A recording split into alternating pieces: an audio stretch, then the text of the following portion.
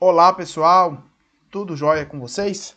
Vamos aqui mais uma videoaula para o ensino médio, né, de história aqui no nosso canal.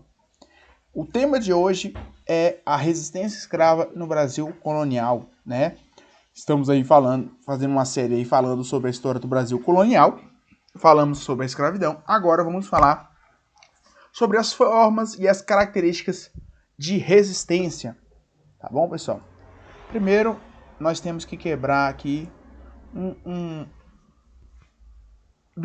fato de que, muito tempo, alguns historiadores e pesquisadores acreditavam na teoria de que os escravos teriam aceitado pacificamente a submissão do cativeiro, o que nós descobrimos que não é verdade, né? Por quê? Por que isso não é verdade? Porque o cativo, ele muitas vezes cantou, dançou, criou novas formas de se organizar, enganou seus senhores, fingiu estar doente, fugiu, ou seja, resistiu das mais diversas formas possíveis, né? Podemos apontar de onde houve escravidão, houve resistência. Tá bom, pessoal? Então nós já temos que quebrar esse mito aí, de que eles aceitavam. Agora que nós sabemos aí que existiu resistência, existiam duas formas de resistência. As formas de resistência passiva e as formas de resistência ativa, né? As mais radicais. Temos aí como as formas de resistência passiva, né?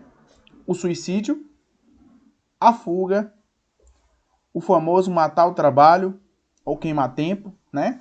A formação dos quilombos e a capoeira. A capoeira, que nós conhecemos, né, como uma luta, como uma dança, ela surgiu como um ato de resistência ao regime escravista, né? As formas de resistência ativa eram as revoltas, as violências contra terceiros e a violência contra senhores e feitores, né? Bom, uma maneira extrema de protesto que os escravos às vezes cometiam era o suicídio, né? Que se trata pela autodestruição da vida. Muitas das vezes insatisfeitos com a situação em que viviam, o trabalho excessivo, né? Algumas com jornadas de trabalho de 16, 14 ou até mesmo 18 horas por dia. Os maus tratos, as humilhações, né? Não vendo ali alternativas ou possibilidade de mudar a sua realidade, recorriam a algumas formas de suicídio, né? Como afogamento, como enforcamento. Os escravos eles não tinham autorização de portar veneno, né? Os senhores tinham medo de serem envenenados pelos seus escravos. Mas, quando alguns tinham contato, né, eles escolhiam essa maneira aí de se protestar, de acabar com aquela realidade, né? A mais famosa e a mais comum era a fuga. Os cativos fugiam por vários motivos e para muitos destinos, né? Ao fugir, eles causavam inúmeros prejuízos econômicos, além de danos à autoridade do senhor. A liberdade e o fim do controle cerimonial eram seus principais objetivos. Afinal, ainda que fosse perigoso e dependesse da solidariedade de outras pessoas, eram elas que facilitavam a fuga.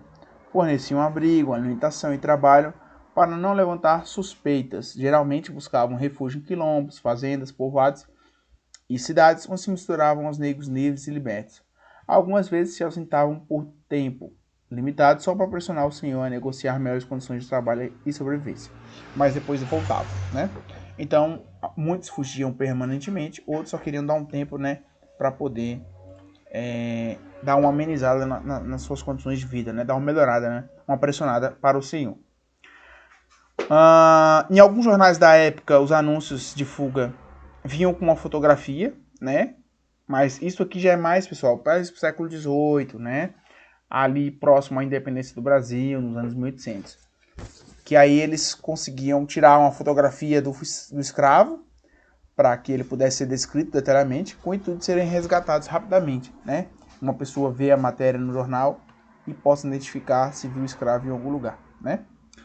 Uma forma também é chamada de matar o trabalho. O que seria matar o trabalho, né? Seria a demora na execução das tarefas durante a jornada de trabalho, no cumprimento das ordens dos feitores, a inutilização das ferramentas ou ainda o fingimento de uma doença, né? Às vezes algum escravo podia fingir que estava doente para poder atrasar o trabalho. Além de enganar e prejudicar o senhor, alguns se autoflagelavam ao perceber o quanto eram valiosos enquanto propriedade, né? Para dar aí um mínimo de prejuízo e para o patrão, né? Outra forma de resistência bastante conhecida no Brasil foi a formação dos quilombos, né? O que eram os quilombos, professor? Os quilombos eram comunidades organizadas pelos negros fugitivos em locais de difícil acesso. Também refugiavam-se nele índios, às vezes homens livres e pobres, e também delinquentes, né? O maior desses quilombos foi, e mais famoso, né, o Quilombo de Palmares, em Pernambuco, do século XVII. Engana-se quem acha que todos eram livres e iguais nos quilombos. Existia também uma hierarquia liderada por Gangazumba, né? Palmares pode ter sido o berço das primeiras manifestações da capoeira.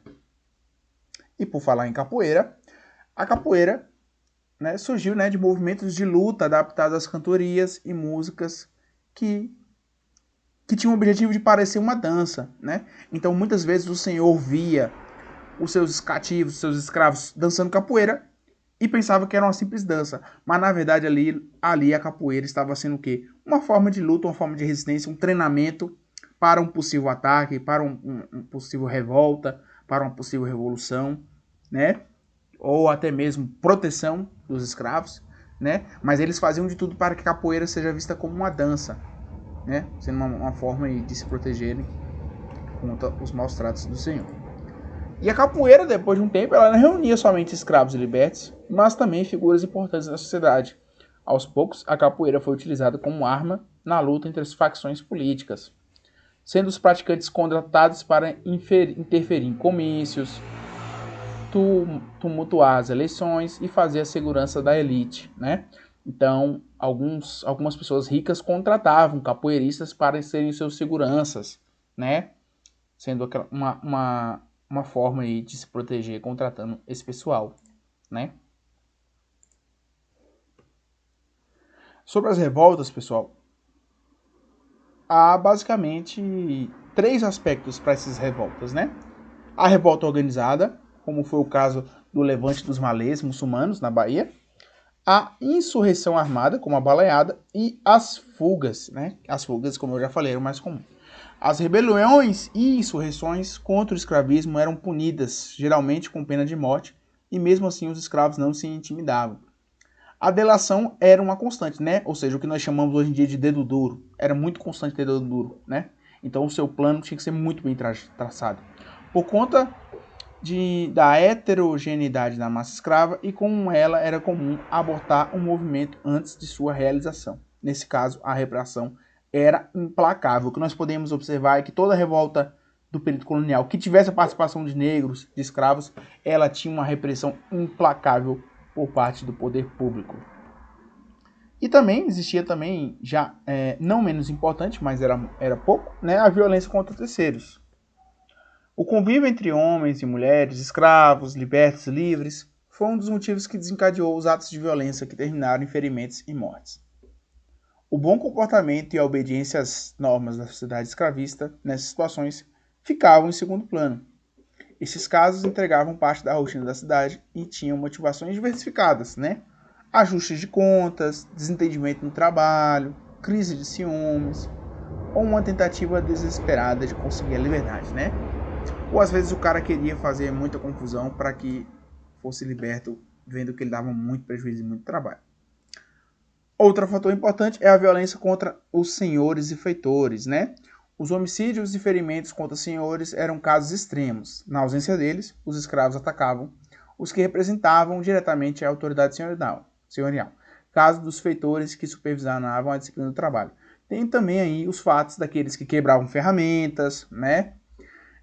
Ateavam fogo nas plantações de cana-de-açúcar, nas plantações do senhor, dando ali algum tipo de prejuízo, né? Mostrando sua indignação.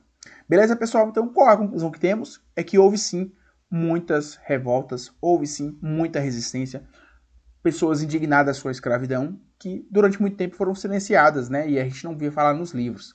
Outra coisa interessante vai ser o movimento abolicionista, que é tema para o próximo vídeo. Beleza, pessoal? Se você assistiu até o final, espero que vocês tenham gostado e deixe aí a sua curtida.